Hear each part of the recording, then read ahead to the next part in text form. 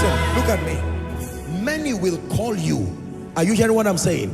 Many will call you and say, listen, this organization is in confusion.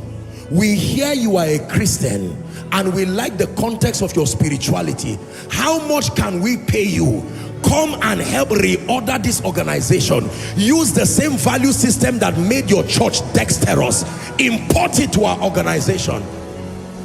And you tell them the condition is that you allow me hold a 3-day crusade in your area. They say we will sponsor it. If it will help us, listen, I tell you, the way evangelism will happen in the days coming will shock you. It will be governments backing individuals, because the profit factor of spirituality, we will see the profit of spirituality to nation building. That when we are praying in tongues, it's not just a fanatic jumping up and down. As we are jumping up and down, something is leaving heaven and entering your spirit. When you have the orientation, God will give you the influence. Did you hear what I said? When you have the orientation that represents the purposes of God, God will give you the influence. No man can promote himself. No. Promotion comes from God. Your assignment is to contend with the spirit of revelation. Let him breathe upon your spirit, breathe upon your mind, breathe upon your body, breathe upon your understanding. Erode that mediocre understanding, erode that mundane understanding, that small-mindedness that is focused on self, that small-mindedness that is focused on extremism and fanaticism. It will not win the nations for Jesus. Learn from Billy Graham. Billy Graham remains an inspiration for me today because of the way he manifested the God life. What a pride to the Christian faith in life and in death. What a pride to heaven in life and in death. Billy Graham made men love Jesus. He made men love the Christian faith. He didn't shout like we did. He didn't run around like we did. But he transported spirituality. The Holy Ghost walked in him and he brought the gospel in a context that saved nations, saved leaders. He prayed for leaders. Some of those leaders gave access today. Some of the access we have to the nations today came because of the conviction of the men who were imparted by his ministry. Let me tell you this.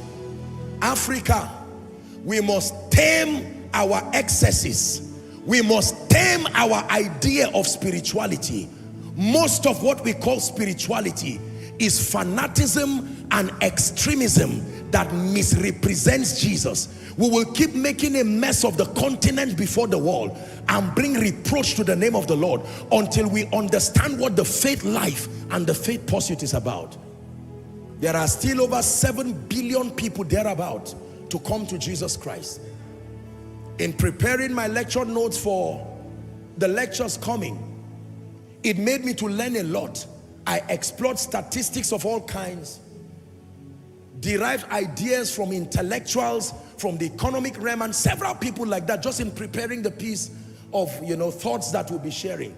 And I learned again how far behind we are in terms of our spiritual orientation. I tell you, it's the reason why there are more churches, it's the reason why there are more of us men of God, and yet you see that penetrating power, the gatekeepers have not seen the Jesus they are looking for.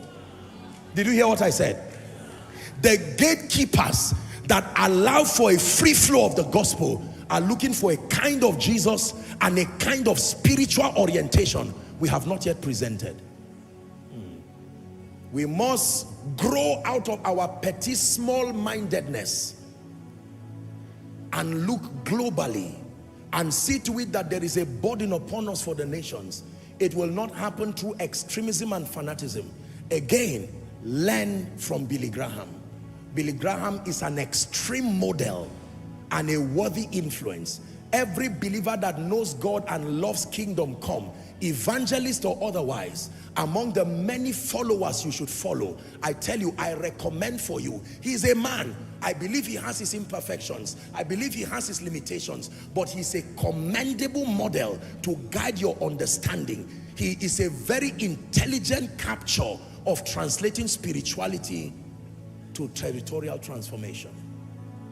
Let me give you the final one and then we'll pray. This is koinonia.